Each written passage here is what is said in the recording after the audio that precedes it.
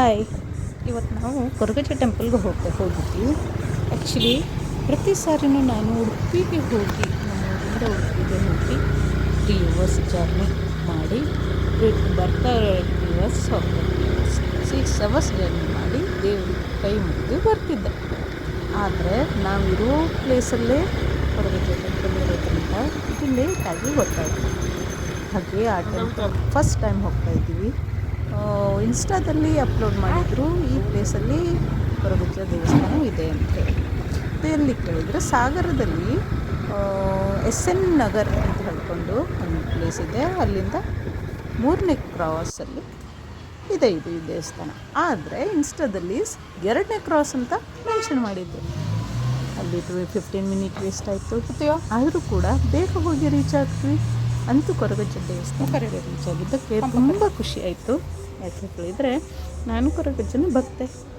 ಹಾಗಾಗಿ ನೀವು ಯಾರಾದರೂ ಹೋಗೋದಿದ್ರೆ ಇದನ್ನು ಮರಿಬೇಡಿ, ಓಕೆ. ಹಾಗೆ ಬಂದು ಈವ್ನಿಂಗ್ ಹಾಲಿಡೇಸ್ ಆಗಿರೋದ್ರಿಂದ ನನ್ನ ಮಗಳು ನಾನು ಏನು ವರ್ಕ್ ಮಾಡ್ತೀನೋ ಅವಳು ಅದೇ ವರ್ಕ್ ಮಾಡಬೇಕು ಅಂತಾಳೆ. ದೂರ ಟೆಂಪಲಿಂದ ರಿಟರ್ನ್ ಆದ್ವಿ. ಮನೆಗೆ ಬಂದ್ಕೊಂಡು ಒಂದು ಶರ್ಟ್ ಮತ್ತು ಹಾಫ್ ಪ್ಯಾಂಟ್ ಇತ್ತು ಅವಳು. ಆ ಶರ್ಟ್ ಏನೇ ಮಾಡಿದ್ರು ಹಾಕ್ತಿರ್ಲಿಲ್ಲ. ಏನು ಮಾಡೋದು, ಮೊದಲು ಚಿಕ್ಕ ಇರುವಾಗ ಪಾಕೆಟ್ ಇರೋ ಡ್ರೆಸ್ ಬೇಕು ಹೇಳ್ತಿದ್ಲು, ಶರ್ಟ್ ಬೇಕು ಹೇಳ್ತಿದ್ಲು. ಅದಕ್ಕೋಸ್ಕರ ಈ ಶರ್ಟನ್ನು ತರಿಸಿದ್ದೆ. ಈಗ ಇದು ಬೇಡ ಅಂತ ಕೂತಿದ್ದಾಳೆ. ಅದಕ್ಕೋಸ್ಕರ ರೀಯೂಸ್ ಮಾಡೋಕ್ಕೋಸ್ಕರ ಪೇಂಟಿಂಗನ್ನು ಮಾಡಿದ್ವಿ. ಇಬ್ಬರು ಸೇರಿ ಪೇಂಟಿಂಗ್ ಮಾಡಿದ್ವಿ. ಇಲ್ಲೇನು ಮಾಡಿದ್ವಿ, ಒಂದು ಆನಿಯನನ್ನು ತೊಗೊಂಡು ಆನಿಯನ್ ಶೇಪಲ್ಲಿ ಏನು ಡ್ರಾ ಮಾಡೋಣ ಅಂತ ಸ್ಟಾರ್ಟ್ ಮಾಡಿದ್ವಿ. ಆನಿಯನ್ಗೆ ಪೇಂಟ್ ಹಚ್ಚಿ ಅದೇ ರೀತಿಯಲ್ಲಿ ಅಚ್ಚು ತೆಗೆದ್ವಿ. ಆದರೆ ಅದು ಬಂದಿಲ್ಲ. ರೀಸನ್ ಅಂದರೆ ಕೆಳಗಡೆ ವೈಟ್ ಪೇಂಟ್ ಹಚ್ಚಿದರೆ ಚೆನ್ನಾಗಿರ್ತಿತ್ತು, ಬೇಗ ವರ್ಕ್ ಮುಗ್ದು ಹೋಗಿರುತ್ತೆ. ಹಳೇದಲ್ವಾ, ನಡೆಯುತ್ತೆ ಅಂತ ಹೇಳ್ಕೊಂಡು ಡೈರೆಕ್ಟ್ ಟ್ರೇಸ್ ಮಾಡಲಿಕ್ಕೆ ಟ್ರೈ ಮಾಡಿದ್ವಿ. ಆದರೆ ಆಗಿಲ್ಲ. ಹಾಗೆ ಶೇಪ್ ಮಾತ್ರ ಬಂದಿರೋದ್ರೆ ಆದಮೇಲೆ ರೀವರ್ಕ್ ಮಾಡಿದೆ, ಪೇಂಟಿಂಗನ್ನು ಸ್ಟಾರ್ಟ್ ಮಾಡಿದೆ. ಇದೇ ರೀತಿಯಲ್ಲಿ ನೀವು ಯಾವುದೇ ರೀತಿಯ ಹಳೆ ಬಟ್ಟೆಗೆ ಈ ರೀತಿಯಲ್ಲಿ ಪೇಂಟ್ ಮಾಡಿ ಹೊಸ ಲುಕ್ ಕೊಟ್ಟು ಹಾಕ್ಕೊಳ್ಬೋದು. ನೋಡಿ, ಇದು ಬೆಸ್ಟ್ ಐಡಿಯಾ. ಪೇಂಟಿಂಗಲ್ಲಿ ಯಾರಿಗೆಲ್ಲ ಇಂಟ್ರೆಸ್ಟ್ ಇದೆ ಆರಾಮಾಗಿ ಮಾಡ್ಬೋದು. ಇನ್ನೊಂದು ನೆನಪಿಟ್ಕೊಳ್ಳಿ, ಡ್ರಾಯಿಂಗ್ ಇದ್ದವರೇ ಮಾಡಬೇಕು ಅಂತ ಏನೂ ಇಲ್ಲ. ಡ್ರಾಯಿಂಗ್ ಇಲ್ಲ ಅಂತ ಹೇಳಿದ್ರೇನು, ಜೆರಾಕ್ಸ್ ಮಾಡಿ ಪಿಕ್ಚರನ್ನು ಜೆರಾಕ್ಸ್ ಮಾಡಿ ಟ್ರೇಸ್ ಮಾಡಿ ನಾವು ಡ್ರಾ ಮಾಡಬಹುದು. ಅಂತೂ ಇಂತೂ ಪೇಂಟಿಂಗ್ ಈ ಮಟ್ಟಕ್ಕೆ ಬಂದ್ಬಿಡ್ತು.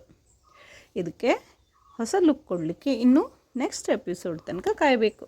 ಯಾಕೆ ಕೇಳಿದರೆ ಈ ಕ್ಲಾತ್ ಜಸ್ಟ್ ಪೇಂಟಿಂಗ್ ಅಷ್ಟೇ ನಾನು ಮಾಡಿರೋ ವಿಡಿಯೋವನ್ನು ನಿಮ್ಮ ಜೊತೆ ಶೇರ್ ಮಾಡ್ಕೊಂಡಿದ್ದೀನಿ. ಸೊ ಇಬ್ಬರು ಸೇರಿ ನಾವು ಪೇಂಟಿಂಗನ್ನು ಮಾಡ್ತಾಯಿದ್ದೀವಿ. ಇನ್ನೊಂದು ಕಡೆ ನನ್ನ ಮಗಳು ಏನು ಮಾಡಿದ್ದಾಳೆ, ಪೇಪರ್ ಮೇಲೆ ಪೇಂಟಿಂಗ್ ಸ್ಟಾರ್ಟ್ ಮಾಡಿದ್ದಾಳೆ.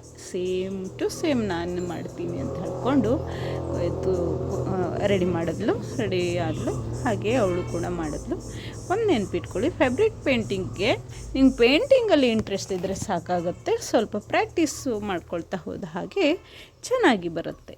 ಆಗಲೇ ಹೇಳಿದಾಗೆ ನನ್ನ ಮಗಳು ಪೇಂಟಿಂಗ್ ಮಾಡ್ತೀನಿ ಅಂತ ಹೇಳಿ ಕೂತ್ಕೊಂಡಿದ್ಲಲ್ಲ, ಮ್ಯಾಕ್ಸಿಮಮ್ ಹಾಲಿಡೇಸಲ್ಲಿ TV ಪ್ಲೇಯಿಂಗ್ ಜೊತೆಗೆ ನಾನೇನು ಮಾಡ್ತೀನಿ, ಈ ರೀತಿ ಪೇಂಟಿಂಗಲ್ಲಿ ಇಂಟ್ರೆಸ್ಟ್ ಇರೋದ್ರಿಂದ ಅವಳಿಗೆ ಪೇಂಟಿಂಗ್ ಕೊಟ್ಬಿಡ್ತೀನಿ. ಅವಳು ತುಂಬ ಖುಷಿಯಿಂದ ಇಂಟ್ರೆಸ್ಟಿಂದ ಪೇಂಟಿಂಗ್ ಮಾಡ್ತಾಳೆ. ಅಂತೂ ಇಂತೂ ಆನಿಯನ್ನು ತೊಗೊಂಡು ಅದರ ಮೇಲೆ ಪೇಂಟ್ ಮಾಡಿ, ಆ ಪೇಂಟ್ ಮಾಡಿರೋಂಥ ಆನಿಯನ್ನ ಟ್ರೇಸ್ ಮಾಡಿ ಒಂದು ಬ್ಯೂಟಿಫುಲ್ ಆಗಿರುವಂತಹ ಪೇಂಟಿಂಗನ್ನು ರೆಡಿ ಮಾಡಿದ್ಲು. ಮಕ್ಕಳನ್ನು ಎಂಗೇಜ್ ಆಗಿ ಇಡಬೇಕು ಅಂತ ಹೇಳಿದ್ರೆ ಈ ಥರ ಏನಾದರೂ ಒಂದು ಆ್ಯಕ್ಟಿವಿಟಿ ಕೊಟ್ಟು ಇಡಬೇಕಿಲ್ಲ ಅಂದರೆ ನಮ್ಮ ಪ್ರಾಣ ತಿಂತಾ ಇರ್ತವೆ. ಆದರೆ ಮನೆಯಲ್ಲಿ ಇಬ್ಬರಿಗಿಂತ ಹೆಚ್ಚು ಮಕ್ಕಳಿದ್ದಾರೆ ಅಂತ ಹೇಳಿದರೆ ಅವರ ಜಗಳ ಸುಧಾರಿಸಲಿಕ್ಕೆ ಇನ್ನೊಂದು ಟಾಸ್ಕ್ ಮಾಡಬೇಕಾಗಲ್ಲ. ಹಾಗಾಗಿ ಈ ರೀತಿ ಏನೋ ಒಂದು ಆ್ಯಕ್ಟಿವಿಟಿಯನ್ನು ಕೊಟ್ಟು ಬ್ಯುಸಿಯಾಗಿ ಇಟ್ಬಿಡಬೇಕು. ಹಾಗೆ ನಾನೇನು ಮಾಡಿದೆ, ಅಂತೂ ಹೇಗೆ ಮಾಡಬೇಕು ಅಂತ ಕೇಳಿದಾಗ ಅವಳು ಐಡಿಯಾ ಕೊಟ್ಟೆ. ಅವಳು ಕೂಡ ಫಾಲೋ ಮಾಡ್ತಾ ಅವಳು ಪೇಂಟಿಂಗನ್ನು ಕಂಪ್ಲೀಟ್ ಮಾಡಿ ಈ ಫೈನಲ್ ಲುಕ್ ಈ ರೀತಿ ಬಂತು. ನೋಡಿ, ಓಕೆ ಅಲ್ವಾ? ಸ್ವಲ್ಪ ಆದರೂ ಟ್ರೈ ಮಾಡಿದ್ದಾಳೆ ಅಲ್ವಾ? ಯಾರಿಗೆಲ್ಲ ಈ ವಿಡಿಯೋ ಇಷ್ಟ ಆಯಿತು ಒಂದು ಲೈಕ್ ಕೊಡಿ.